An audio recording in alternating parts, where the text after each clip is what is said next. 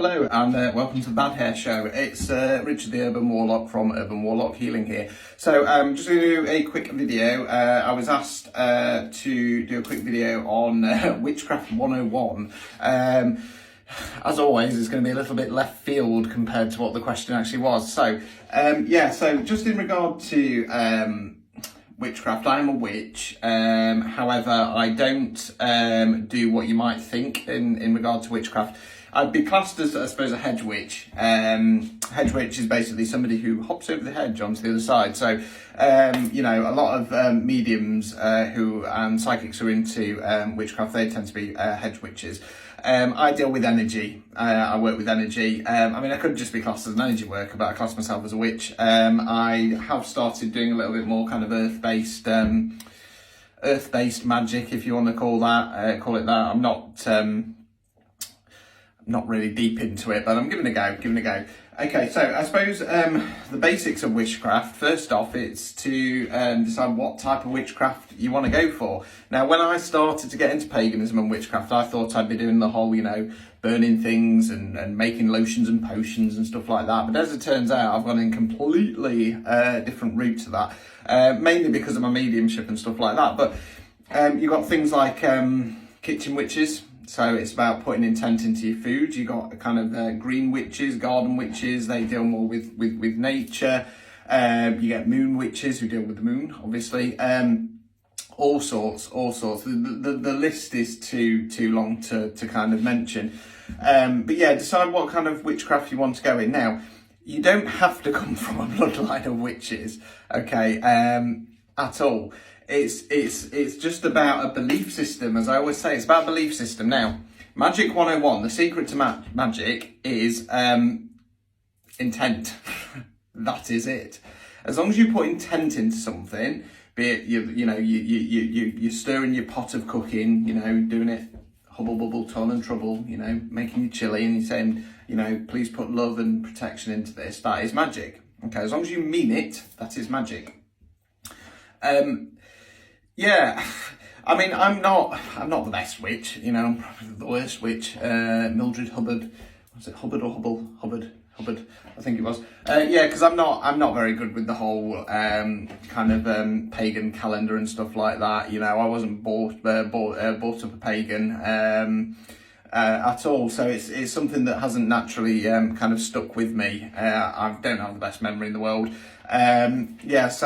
I generally tend to stick to the solstices, and then, your classic Halloween, also known as Samhain, spelt Samhain. I suppose it's just about finding your own way and finding, sorry, I'm feeling a bit itchy, finding what works for you. So, I've always classed myself as a solitary witch, so I do a lot of my craft on my own, really.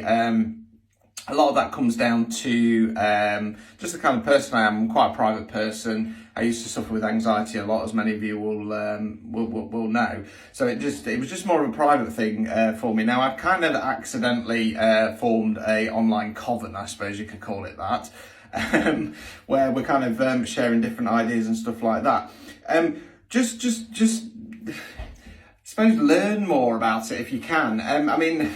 I'm kind of being a bit with the way I'm saying it, just because there are a couple of pitfalls that I found when I first started out.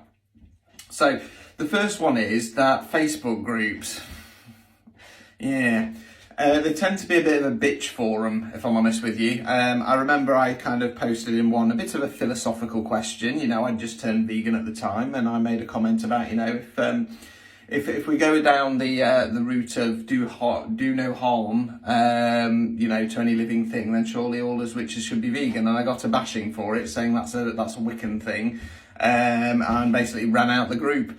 You get some people, because you can get these online courses, and they're brilliant. You know what I mean? They're brilliant. I've done loads of them, not so much in witchcraft, but mediumship, tarot, stuff like that. And I've not seen it in a while, but a while back there was a lot of stuff going around on Instagram, and these witchy posts being all like, just because you've done a course, it doesn't make you a witch, and this, that, and the other. Fuck you. If you think that, fuck you. That's what I say. That's an elitist attitude. We all have to learn somewhere. We all have to, learn our skills and our knowledge, and stuff like that. And courses are great. You know what I mean? The courses are absolutely brilliant. You know, there's a lot of books out there, and especially spell books, they're a bit, you know, I mean, I've got one which I've got my, that I use for my spirit entity and curse removal, and they're actually Hindu spells, believe it or not. But a lot of it is like, you know, old style, take a frog out at midnight on the first full moon and lick its bum, you know, place it in the ground and your true love will come back. And there's a lot of garbage like that, to be honest. There are a couple of books, so I'm just going to grab up. I've not actually finished these yet, but these were highly recommended. So, you've got Hedge Witch, A Guide to Solitary Witchcraft, okay, and it's by Ray Beth, okay, this one comes highly recommended. Now, this one is basically a series of letters from a witch to her friend who was interested in witchcraft. The other one, which I've not got around to reading yet, not a big reader unfortunately, is The Hedge Witch's Way by Ray Beth as well. So you can get some good books out there, which you can kind of help to research. But for me, like I say, the simple thing is, you know, just putting meaning behind what you want, and that's it. That is the secret to magic and witchcraft. Intent. there is no more. Everything else is just part of kind of building up the energy and you know, kind of getting into a kind of meditative state, mantras and stuff like that. It's just about building up the energy. It's like when you're reading a spell, if you get the words wrong, it doesn't matter. Really does not matter. Okay, I'm dyslexic, and some of the spells in there, one of them's a Latin, and that's for spirit removal, and I always really struggle with it. But the point is that I'm saying it with intent. Don't matter if I get the words wrong. Okay, so if you're doing a spell and, you know, you accidentally cock up, don't be all like, oh no, I've messed up, I've got to start all over again. Just carry on. Just carry on. Like I say, it's all about the intent. If there's no intent there, it won't happen, or it will be just a little bit of a fizzle. Now, I'm just going to link this to curses, because I mention this sometimes to people when they say, oh, I think I've got a curse. I'm like, you ain't got a curse, mate. You know what I mean? I can't feel the energy on you. With curses, they are a form of magic. Now, generally speaking, 9 times out of 10, curses are accidental.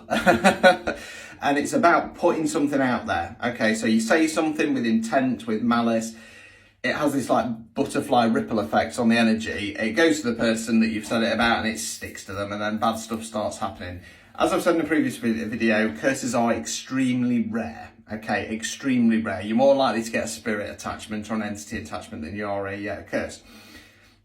Now, just to give you an example, if somebody kind of said about me, like, oh, I don't like that Richard, he's a right arsehole, that would not create a curse. But if somebody said, damn that man, damn that Richard, damn him to hell, I curse that man's name, you know what I mean? And they say it with real intent, that will cause a curse, because, like I say, it's all about intent. Now, I don't deal with dark magic at all. I don't, you know, the only kind of dark that I deal with is, as I've said in previous videos, shifting negative energy, shifting dark energy to where it's supposed to be on a lower vibration. I wouldn't dabble in black magic, if I'm honest with you. I believe in the threefold rule. The threefold rule is basically saying whatever you put out there will come back times 3, okay? So if you're putting good intent out there, things will come back to you threefold. If you're putting bad intent out there, again, it's going to come back on you. So I don't mess with that. Some people don't believe it. You know, voodoo, for example, is just a form of earth-based magic. It's just that they don't believe in the threefold rule or karma. Simple as that. Yeah, so I don't dabble in that. Obviously, that's entirely your choice if you want to do that or not. I would obviously say to steer clear of it. You know, we're here to make positive changes, positive difference. And I feel that once you kind of take on the name witch, it holds a certain amount of responsibility. I call myself a witch with pride, and you should too. Don't be afraid to call yourself that.